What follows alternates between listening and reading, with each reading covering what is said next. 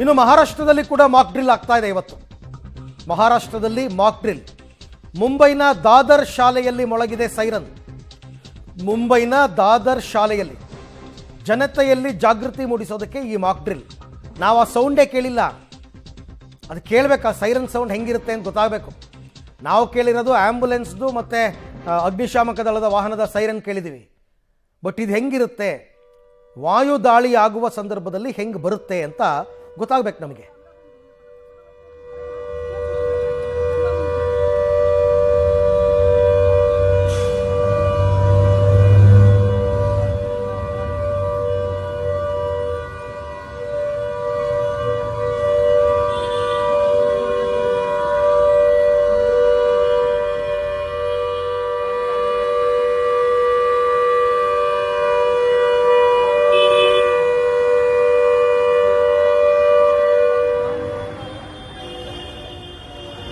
Right, ಈಗ ನೀವು ಕೇಳಿಸ್ಕೊಂಡ್ರಲ್ಲ, ಇದು ಸೈರನ್. ವಾಯುದಾಳಿ ಆಗುವ ಮುನ್ನ ಮೊಳಗುವಂತಹ ಸೈರನ್.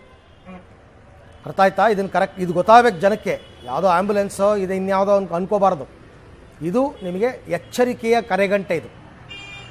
ಹಾಗಾಗಿ ಇದನ್ನು ಕರೆಕ್ಟಾಗಿ ಫಾಲೋ ಮಾಡಬೇಕು. ಈ ಬಗ್ಗೆ ಮತ್ತಷ್ಟು ಮಾಹಿತಿ ನನ್ನ ಕೊಲೀಗ್ ಶಬೀರ್ ಅವರಿಂದ ಪಡ್ಕೊಳ್ಳೋಣ. ಶಬೀರ್, ಈಗ ಆ ಸೈರನ್ ಮೊಳಗಿದಾಗ, ನಿಜವಾಗಿ ಯುದ್ಧ ಶುರುವಾಗಿ ಸೈರನ್ ಮೊಳಗಿದಾಗ ಯಾವ ರೀತಿ ನಮ್ಮನ್ನು ನಾವು ರಕ್ಷಿಸ್ಕೊಳ್ಬೇಕು? ಯಾಕೆಂದರೆ ನಮ್ಮ ದೇಶದಲ್ಲಿ ಎಲ್ಲ ಕಡೆನೂ ಬಂಕರ್ಗಳಿಲ್ಲ ಹೋಗಿ ಅಡಕ್ಕೊಳ್ಳೋದಕ್ಕೆ.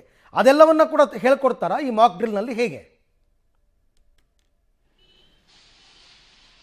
ಹೌದು, ಮುಖ್ಯವಾಗಿ ಈಗ ಜನರು ಸಾಮಾನ್ಯವಾಗಿ ತಮ್ಮ ದಿನನಿತ್ಯದ ಜೀವನದಲ್ಲಿ ಬ್ಯುಸಿ ಆಗಿರ್ತಾರೆ, ಬೇರೆ ಬೇರೆ ಕೆಲಸಗಳನ್ನು ಕೂಡ ಮಾಡ್ತಾ ಇರ್ತಾರೆ.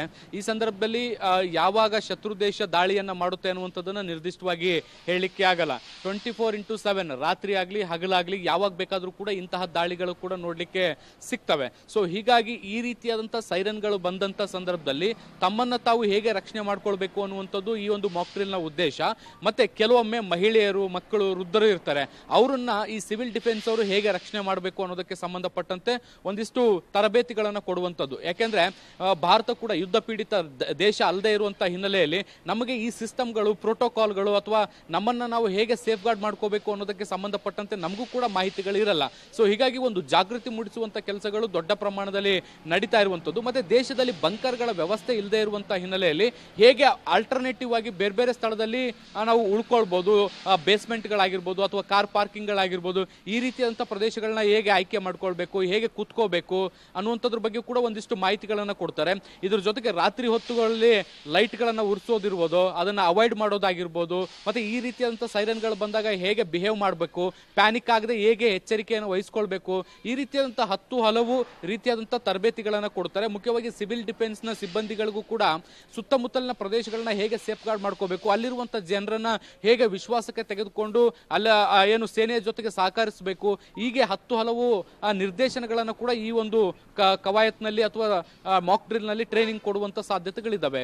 ಅರವಿಂದ್, ಹಾಗೆ ಸಂಪರ್ಕದಲ್ಲಿರಿ ಶಬೀರ್, ನಿಮ್ಮ ಜೊತೆ ಮತ್ತೆ ನಾನು ಮಾತನಾಡ್ತೀನಿ. ಸೊ ಇಂಥ ಸಂದರ್ಭ ವಾಯುದಾಳಿ ಆಯಿತು ಅಂತಂದಾಗ ನಮ್ಮ ದೇಶದಲ್ಲಿ ಬಂಕರ್ ಸಿಸ್ಟಮ್ಸ್ ಇಲ್ಲ.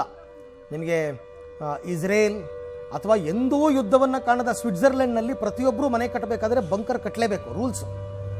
ಬಟ್ ನಮ್ಮ ದೇಶದಲ್ಲಿ ಹಾಗಿಲ್ಲ. ಹಾಗಾದರೆ ನಾವು ಎಲ್ಲಿ ನಮ್ಮನ್ನು ನಾವು ರಕ್ಷಣೆ ಮಾಡ್ಕೋಬೇಕು ಅನ್ನೋದು ವೆರಿ ವೆರಿ ಇಂಪಾರ್ಟೆಂಟ್ ವಿಷಯ. ಅದಕ್ಕೆ ತಕ್ಕಂತೆ ಮಾಕ್ ಡ್ರಿಲ್ನಲ್ಲಿ ಟ್ರೈನಿಂಗನ್ನು ಕೊಡ್ತಾರೆ. ಟ್ರೈನಿಂಗ್ ಕೊಡ್ತಾ ಇರೋದು, ಮಾಕ್ ಡ್ರಿಲ್ ಮಾಡಿಸ್ತಾ ಇರೋ ಉದ್ದೇಶನೇ ಅದು.